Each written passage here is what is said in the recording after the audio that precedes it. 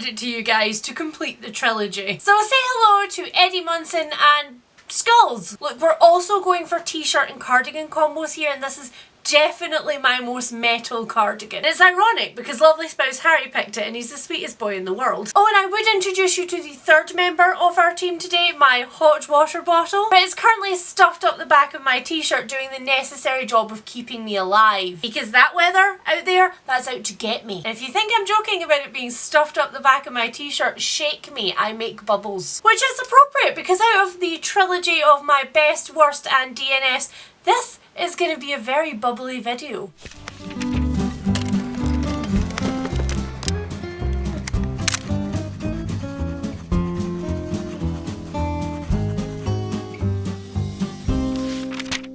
Hi guys, it's Leanne and welcome back to another video. I feel like I need a little like because today is the day that we have all been waiting for, where I bring you my best books of 2022, otherwise known as the Year of Fire and Doom. 2022 had a lot of low points, and I've told you about a lot of them already in my 2022 worst of and DNFs. In fact, according to my little handy dandy crumpled list, I have told you about 26 of them. But out with the sadness and in with the one true list of happiness. So as always, before going into this list, I have to preface this by saying that while my worst of and my DNF lists were in no particular order because I didn't really care, they were all just bad, this list I do care about. I care about it quite a lot, and I have anxiety literally every year about the arbitrary order that I put it in. So I am here once again to tell you that though I have chosen a top 10, and they are indeed my favourite 10 books of the year, the order that I have put them in has caused me great pain and worry. I literally got up at 2 AM to make a change to it. So, take the order of everything but the top 2 books with a little sprinkling of salt. If you're out of salt, you can find it in my worst off and my DNF videos. There was lots. But as with every year, on top of my arbitrarily ordered top 10, I also have a couple of honourable mentions that I am going to kick us off with. My first 2 honourable mentions actually come as a pair, because the first of them is a very, very old favourite that I reread in order to read its sequel, which was actually a prequel, which came out in 2022. The books that I'm talking about are, of course, We Were Liars and We Are Family by Lockhart. We Were Liars is, of course, a bit of a booktube darling. It's a YA mystery which came out all the way back in the misty time of 2014, and I have never quite got over the feeling that We Were Liars gave me, which was kind of like an ominous blanket of something is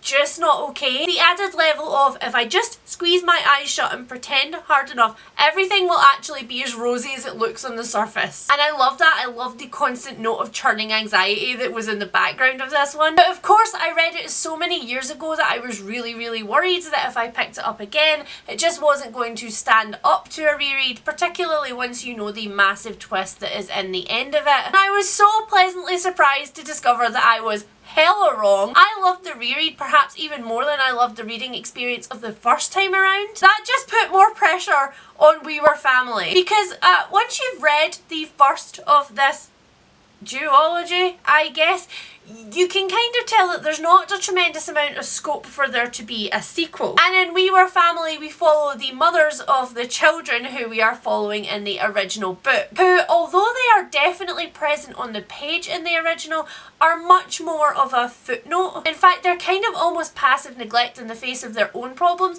It's part of the reason that We Were Liars exists in the first place. So I was doubly worried that it wasn't going to be as good and that I was going to hate the characters. But I was wrong. I was so wrong. Reading the second one was almost trippy because Lockhart manages to match the tone precisely. And quite honestly, I don't know how she did it. I literally have no idea how she replicated that exact atmosphere, but she managed to do it whilst also adding this layer of sickliness, adding this layer of, oh god, I know some of these events already, but how did we get there, to a whole new mix of, wait a minute, what's going on? This one was of course a really anticipated release for 2022, and it has received as much love as it has criticism, and while I understand all of the criticism, I just don't care, because the sheer level of love and nostalgia that I felt for reading both of these back to back was just untouchable. How's that for an enthusiastic start? Is there a happier tone in this video than there was in the last couple? I hope so. Next up on my mentions is Ask Me About My Uterus by Abby Norman. This is a non-fiction memoir about Abby's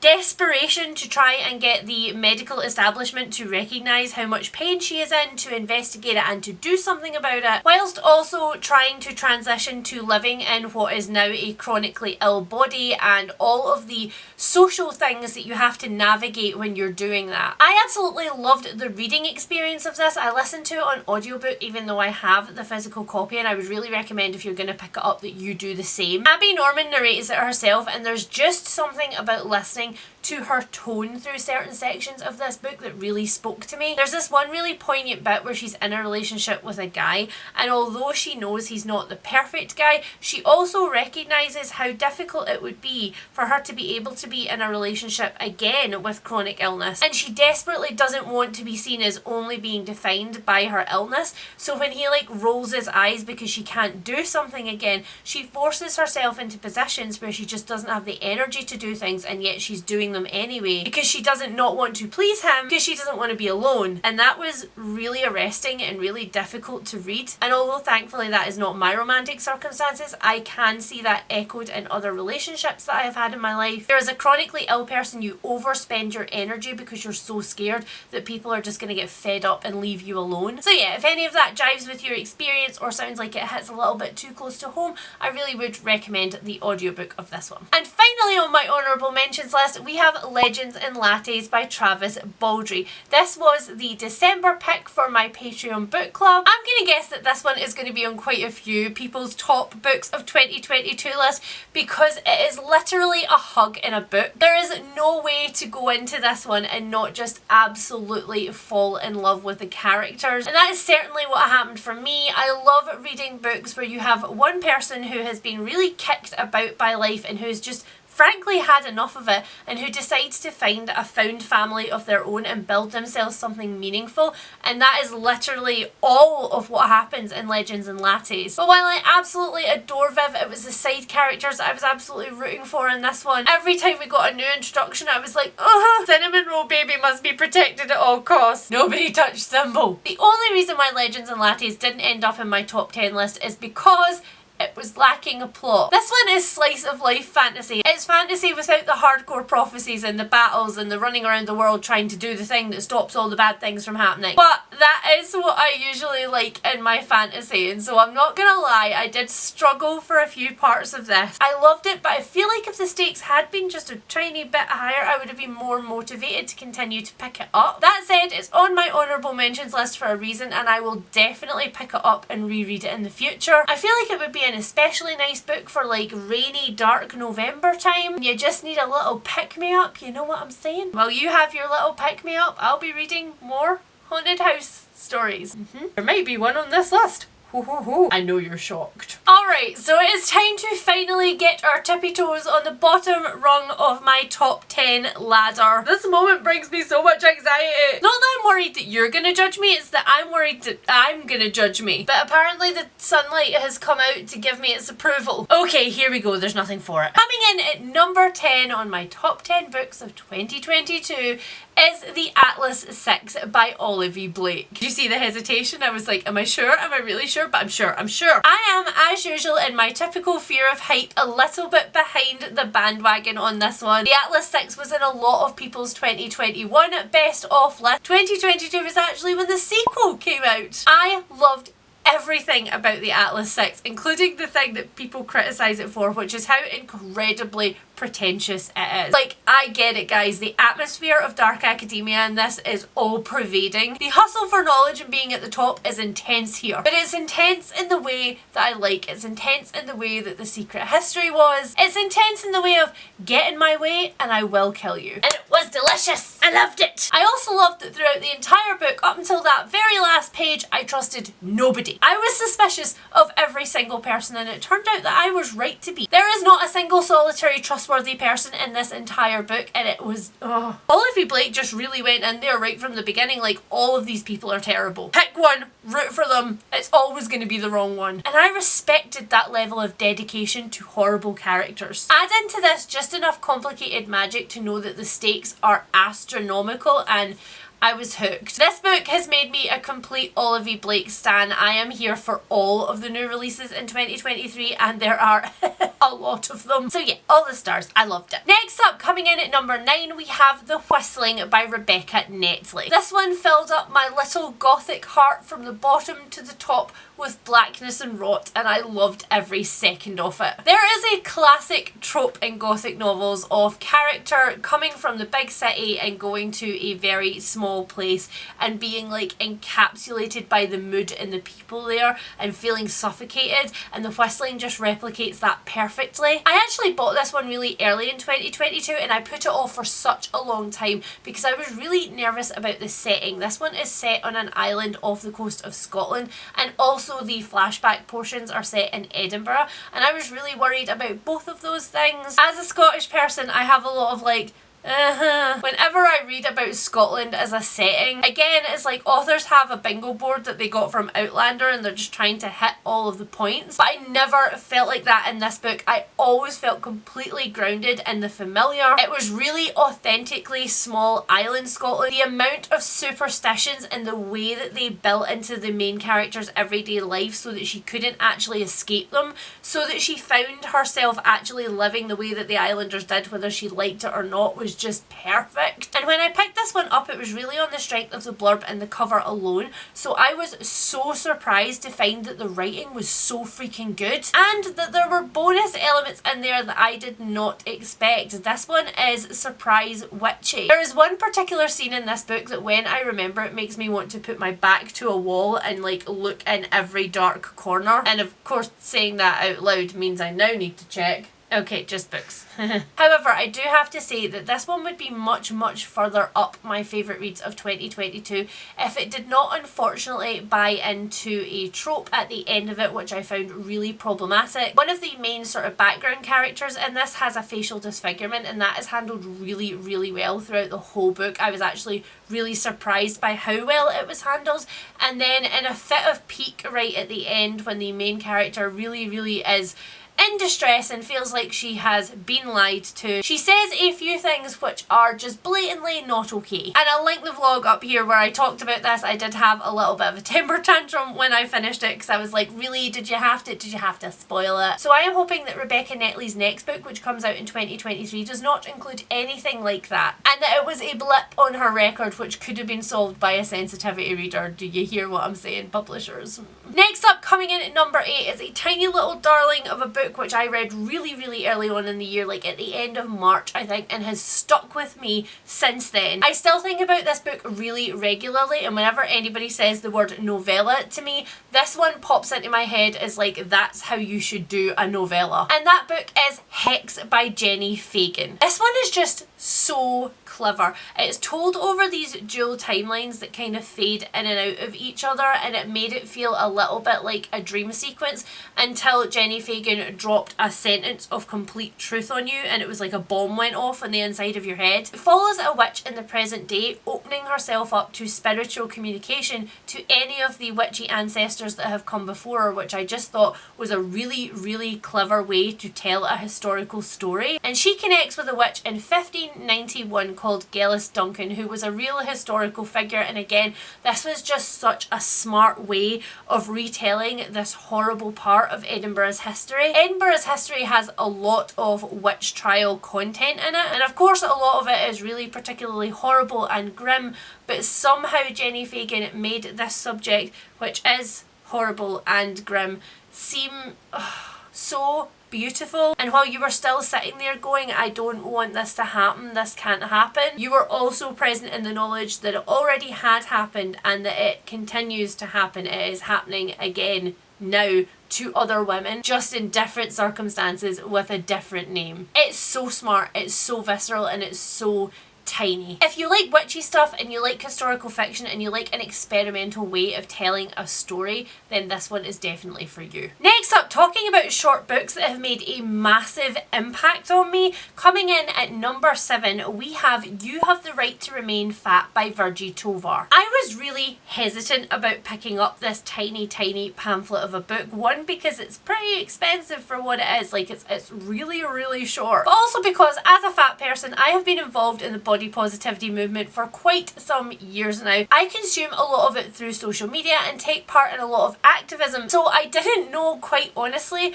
whether I then also wanted to add a book on top of that. Because there does come a point with any cause that you deeply, deeply love where you do still have to take a pause and take a step back from it and give yourself a little bit of time of peace. And so I wasn't honestly sure if I wanted to add reading more long form things as part of my experience. But I am so glad that I convinced myself to get this, because it is one of 2 books on this list which have actually made an impact to my life. Because all of us here on BookTube read a lot of books in a year, and while a lot of the time I think we quite casually say, oh my god, this book changed my life, it was amazing, I feel like the books that really honestly stick with you and really honestly change the way that you think are quite few and far between, but this was one of them. Virgie is just so incredibly unapologetic about the language that she uses to call out a lot of issues that affect people who are fat in our community. It's no secret, and it's not like it's not a talked about thing, that in order to be accepted, fat people generally feel like they have to make themselves pleasant, that they should be more agreeable in social situations than the average person in order to literally make up for the space that they take up. And Virgie quite literally just goes, meh, I'm gonna take up as much space as I want to take up, and you should be taking up more space every day. And I think I've said to you guys before, I'm quite far forward on my body positivity journey. Chatter on the internet, diet fads, trolls and comments, none of that really touches me anymore. But reading this, I realised that there were actually some deeper things in there. Some like pockets of hurt that I've just been nurturing instead of working through. And this one honestly helped put words to a few feelings that I just couldn't articulate myself. And it was just, it was delightful, it was harrowing, it was difficult. I wanted to kiss it as much as I wanted to throw it across the room for making me confront things. And so I say that if you are at all interested in this subject as either a fat person who wants to further your understanding of your experience, or as a person outside of that experience who wants to understand what it might feel like, or the preconceived, like pre-held biases that you have, this book is just a perfect go-to. Coming in at number 6 is yet another non-fiction. Actually, it's weird because in 2022 I read far fewer non-fictions than I have read in any other year for like the past 5 years, and yet 3 non-fictions have ended up on my main top 10 list and one of them on my honourable mention. So I don't know what that says about my statistics, but it seems like that's telling me that I should probably pick up more of my like languishing, getting dusty non-fiction collection in 2023. So the book at number 6 is Why Did You Stay by Rebecca Humphries. This one is subtitled A Memoir About Self-Worth, but it's actually a memoir about much more than that. I have read a lot of memoirs in which the author has talked about being in a toxic relationship, and a lot of those memoirs talk about how it has shaped their lives and how it has changed who they are as people. But yet the actual instances of how that relationship was built in the first place and how that relationship was able to so securely take hold in that person's consciousness is never really looked into, partly I think from a place of pain, but partly also because it's so insidious and so slow. Coercive control and emotional abuse is done in such like minute little forms that it's quite hard to go back through years with somebody and unpick it all. And so I wasn't expecting Rebecca to actually do that in this book, but that is precisely what she does. And she does it in such a smart way because the chapters in this are set then and now. So you look at the Rebecca of then, who absolutely does not at all resemble the Rebecca of now, and you're like, how, girl, how are you letting him treat you that way? And then you have the Rebecca of now who is living with the emotional consequences of what has just happened, and also the financial and career consequences of what has just happened, and she is trying to unpick it for herself. And watching her go back between these 2 different states, everything just suddenly starts to make a really sick kind of sense. There were a couple of little pacing problems in the middle of this, where in Rebecca's actual life as she was going through this, she kind of stalled. She was kind of stuck in the same behaviours on rotation, and while that was absolutely a necessary thing to hear about, I feel like the narrative also kind of got stuck in rotation over that bit, and it could maybe have been condensed just for the reading experience. And I also feel like Rebecca wasn't really terribly sure how to end this story, because it isn't really a story that has an end, is it? She's still living it even now, and so the last sort of like chapter or so of it is a bit rocky and a little bit almost too self-helpy, but the rest of it is so good that I can just forgive those and forget that they exist. If you have ever been considering getting into memoir and you would like to try it but you don't know where exactly to start, this would be a great place. Next up, coming in at number 5, is a surprise thriller, both because I didn't expect this author to write a thriller and also because I was so surprised by the contents of it. This one is The First Day of Spring by Nancy Tucker. I read this again really early on in the year, and then I spent the next 6 months literally pushing it at anyone who had even the vaguest amount of interest in reading it. When I saw this book on the shelf in Blackwell's, I made an unholy pterodactyl screech, because I have followed Nancy Tucker throughout her entire writing career and I am such a fan. This is Nancy's first fiction book, but she has previously written a memoir about growing up with and recovering from bulimia and anorexia, and also then she went on to, in university, write a book which focused on women's mental health and the way that things are not picked up until they are in dire circumstances. Watching the progression of her career as a writer is insane, because Nancy now works in mental health services helping people just like she was, and that background in mental health absolutely transformed this thriller. It gave it so many more layers than your standard run-of-the-mill thriller, of which I have read many. Let's just be perfectly honest, I have read so many thrillers in my life and this one ranks in the top 5. I just never knew what I was getting. Every time I felt like I was situated in the narrative, I knew who all of our players were, Nancy would just like peel another layer off and be like, oh, but now you also know this. And I was sitting there like, I was so invested. I was just so invested in Chrissy's story, and I just wanted the absolute best for her, even though you knew that the absolute worst had already happened to her. And it's funny because this one ticked so many of my boxes and crossed off so many of like my niche areas of interest, and I didn't possibly think that that could all exist in one book, let alone a thriller, because this one is like a thriller for people who read social justice novels and true crime. It looks at societal damage, it looks at generational trauma, it looks at the way that structurally things are not built to allow some people to succeed, and what can happen when things go so badly wrong that they want to break out of that and then can't, and so start making alternative choices for themselves. The writing is absolutely immaculate. This one also has 2 different narrators and 2 different timelines, and although you don't know until really late in the book how the 2 things marry up, when you do, it's better than any twist that I have ever read. I don't know how Nancy can top this. I really hope that she does. I really hope that she brings out more fiction and it's not another like 5-year gap between this and her next book, because I need it. Coming in at number 4, we have a book that was just brand spanking fun. We have a haunted house book. I'm so delighted to be able to put a haunted house book on this list. It's been a while since one has been here, and this one was très magnifique. Yes, indeed, it was worth me butchering the French language for, because once again, just like First Day of Spring was a creepy child protagonist unlike I had ever read before, this one is a haunted house book unlike any I have ever read before. It has such a unique premise. Honestly, I was gooped, gagged, hit over the head with it. I loved it. And that book is The Invited by Jennifer McMahon. I really hope that I am now saying that correctly, guys, because you've tried to help me. You guys have tried to help me in the comments, and I think I've pronounced lovely Jennifer's name 3 different ways, and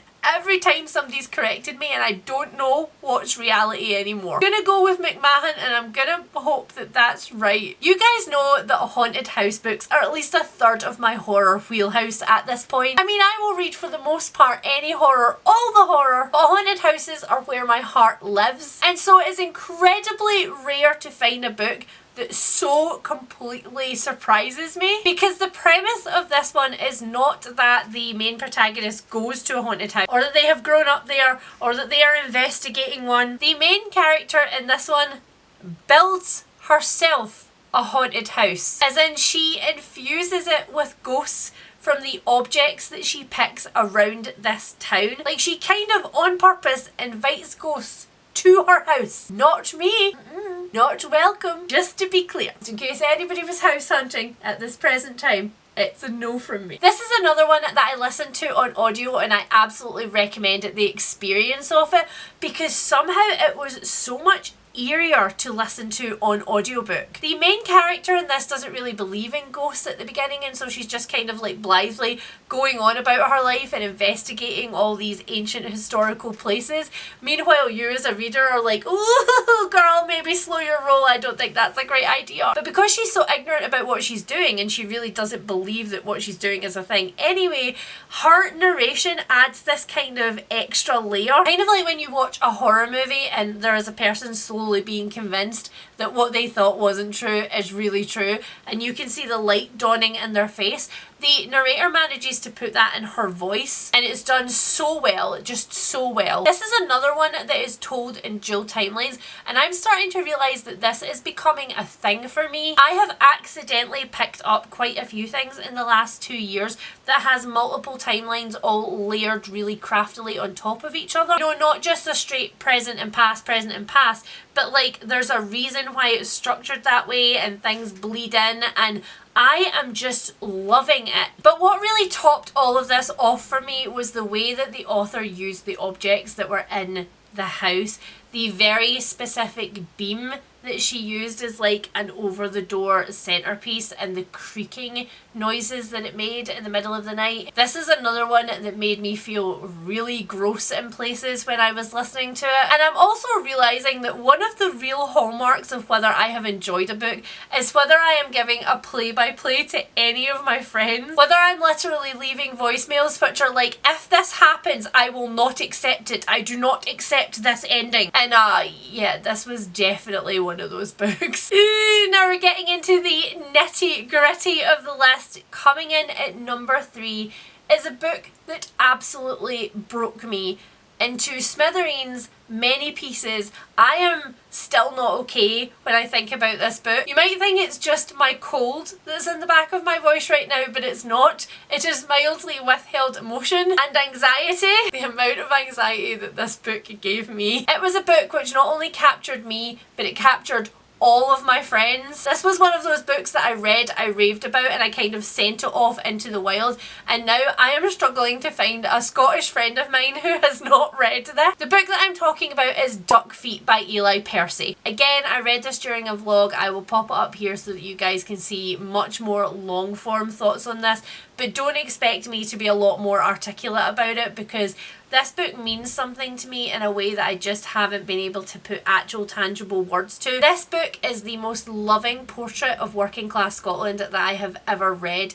It is a book that speaks to my own experience of growing up more closely than anything else that I have ever picked up. I think there is a tendency in Scottish fiction, particularly the fiction that has been published over the last couple of years, to look at Scottish experiences either as the whimsy of the beautiful Highlands and like the gothic fantastical tales that you can tell there, or deepest, darkest, impoverished, working class Glasgow, where everything is grim and everything is drugs and everything is gangs and everybody lives in a flat. And my experience, like so many people that I know, is neither of those things. This book is set in Renfrew, which is an impoverished working class area. It's an area in Scotland that used to have a lot of industry and has suffered from a lot of that being closed down over the years, and so jobs are scarce. There's a lot of people who have to have social assistance, but there's also such a tangible, present form of community. Everybody knows everybody. And it is also set in the 90s, which again is such a very specific time to grow up, because it is between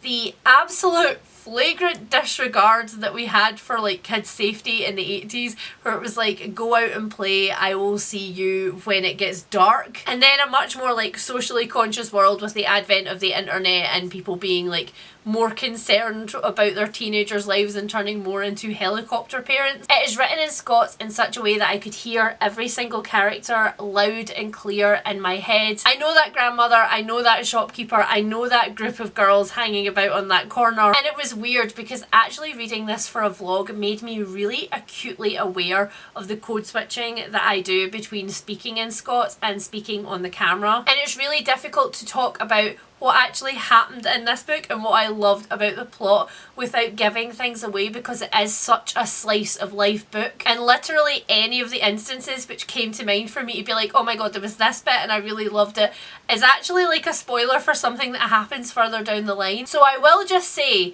that I have not forgiven Eli Percy for the ending of this book. I have not forgiven them for it. And also I should point out, in the headcanon of every other person I have made to read this book, we're all collectively in denial. This is not how it ended. But guys, it's such a wonderful book, and if you fancy trying to read something written in Scots, I would say try and get your hands on this one. It's so charming and it's so true and it means so much to me. Oofed. Okay, so coming in at number 2 is a book that I absolutely guarantee will have made it onto tons and tons of the best of lists of your favourite booktubers over the last couple of weeks. Another book which dealt me a significant amount of emotional damage. So much so that I actually genuinely just had to have a little 2-minute break in filming before I started talking about it. And that book is I'm Glad My Mum Died by Jennette McCurdy. It's funny because as somebody who reads quite a lot of memoirs, like that's quite a huge chunk of my non-fiction reading,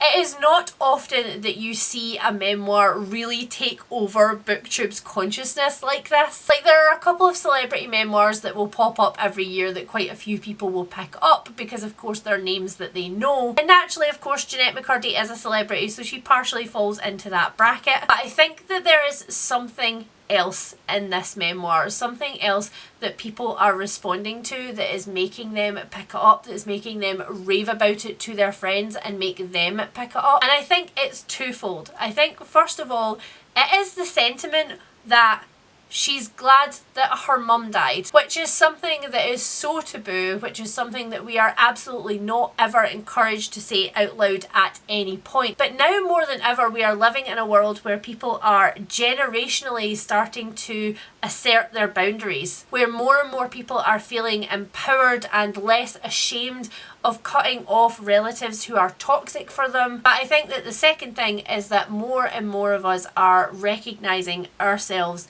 in Jennette's circumstances. I think that what really resonates in this book is the idea of a small, gleeful, wildly enthusiastic child who has tons and tons of interests, who loves books and who is just so happy about everything, but whose joy is then so utterly squashed by her family and by her circumstances and by other adults in her life's repeated failures to act on what they see. I have spoken to so many people who are like, that little kid was me, that little kid who loved things in a passionate and bright way and then had to fold all of that into a tiny little box and put it away and be somebody else for other people is quite honestly pretty astounding. But also, quite honestly speaking, from just a straight up personal level, this book unlocked things in my brain from my own childhood. And without oversharing and not protecting my own boundaries, I think it was a good thing that I read this while I was in active therapy, because there were some things in this which resonated with me so hard and made me join dots in a way that I had never before. And for me that was a really invaluable experience because I was in a good emotional place where I was being supported by a professional to be able to unpick some of the ways that I felt about this. And I know that that sounds like really heavy, but I've always been super honest with you guys when it comes to mental health and my working through the things that come with my mental health, because I really honestly think that the only way that collectively we are going to feel better about mental health issues and support each other is by normalising these conversations and saying them out loud. I genuinely and honestly think about this book all the time, and I just wish that there was some way that I could thank Jennette McCurdy for having the courage to say all of these things on paper in such a public forum, because I don't think that I could. So after that really heavy note, we are finally there. We are finally at number 1 on my list. This number 1 I think is going to surprise a lot of you. I don't think any of you are gonna have seen this one coming. This one is another shorty too. You guys know I'm terrified of short books. I hate starting books. So the fact that it is a novella, which is at the top of this list, we are getting the tea this year. This tiny novella has actually been sat on my Kindle gathering dust for like quite a while. I was definitely actively getting better towards the end of 2022 and now the start of 2023 with actively picking up my Kindle, but previously it is fair to say that my Kindle is the place where books go to die. And I don't really know what it was that made me specifically pick this one up, but it just happened and I absolutely fell in love with it. I was magically transported in a way that I haven't been with anything else that I have read this year. The book that comes in at number 1 on my top 10 books of 2022 is Peter Darling by Austen Chant. This is of course a Peter Pan retelling, but it's a Peter Pan retelling unlike anything I have ever read before. If you've been around my channel for a long time, then you guys know that I absolutely love Peter Pan. And that's an odd thing to say because it's a very strange play. I spent like a big amount of my degree focusing on Peter Pan, and so there is a lot there that I could unpack about the queerness of it, about the duality of it, about the way that J.M. Barrie affected the lives of those around him. But if you roll all of that back, I have a deep and abiding love for Neverland. Or more precisely, I have a deep and abiding love for some of the nastier parts of Neverland. The fact that we have an adult Peter returning to Neverland after years and years and years, and he just wants to go back to doing the things that he did as a kid. He wants to run away from his real life is so incredibly freaking relatable, because what one of us would not want to run back to our portal world and away from our real life? But the desperation, the need that he has to throw himself back into these childhood games and to not remember what has happened to him in the time that he has been in the real world and our world was immediately something that I was like, hello, yes, tell me more. I loved what the author did with the manic characterization of Peter Pan, because Peter Pan is actually like quite insidious and quite dangerous in the original play and the adapted book. I loved like the crazed, desperate energy that the author gave him. And then there was the characterization of Hook, because so often again in retellings Hook is just left as a villain. He's just left as a two-dimensional plot point in the background to be annoying, you know, stabs some people and then gets thwarted. But the clever decisions that the author took to just like tweak Hook's character and to just tease out some of the things that exist in the original that are very clearly like wink wink nudge nudge things and make them these vibrant parts of his personality was just, what is the lighting in here? Can you stop? I'm trying to enthuse about my favourite book. But there is a reveal in this book. There is a reveal in this book which absolutely blew my mind. Just, I'm still not over it. I'm still not over it. It was so incredibly clever, because this is ultimately a queer retelling of Peter Pan, and the way that the author worked in sexuality and gender identity in such a fluid and easy way, in a way that automatically immediately made me go, duh. Why had I never thought of that before? I'm still not over it. I still don't know what to think about it, and I know that I'm not particularly a reader, even in thrillers, who likes to unpick the plot. I like to sit there and be like, oh, yes, that is a shocking thing that you have told me that you probably alluded to 42 times in 42 separate pages before now, but I am so shooketh that now you've revealed this to me. I'm that reader. I don't want to be spoiled for the plot. But despite that I am that kind of reader who goes in with like blinkers on, I defy you to know before the midway point what is actually going on in this book, and I defy you not to be delighted when you discover what it is. And this book also does a thing that I just, I so love. It's not only a traumatic queer experience, but it gives a queer healing at the end. I'm not going to say it's a happy ending because that would be reductive, but it definitely, it gives so much vindication. There's obviously a huge part of Peter Pan that's centred around the fact that nobody wants to grow up because change is frightening. I just love it so much. It did everything right and I am never going to stop talking about it. I'm never going to be over it. I'm just never going to be over it. And just like that, 2022 fades off into the distance like the receding trash fire that it really is. Well, I guess not completely, because I still have a stats video to bring you guys. But you know, in theory, it fades off into the distance and we don't really have to think about it very much anymore. I hope that I was able to match Eddie's enthusiasm for the things that he loves in this video. I hope that how much I loved these books has come across and has maybe convinced you to pick up some of them, especially if they are titles that you would not normally consider to be in your wheelhouse. So on that note, if you have made it to the end of my list, please leave me the little money emoji, you know, the one with the wings as it like flies away from you as you give all your money to publishers, that one. And now I once again get to ask my favourite question of the year, which is, what was your favourite book of the year? Please tell me down in the comments below, and tell me if you have read any of the books on this list and if you agree with me or if you don't, because opinions live here and none more so than in January. If you are new to my channel and you have enjoyed this video and you think maybe we have similar reading tastes, then maybe hit that subscribe button down below and come back for the next one. And if you have had a freaking good time with this video, then please hit that thumbs up, because it really does help my channel. And I will speak to you all really soon, guys.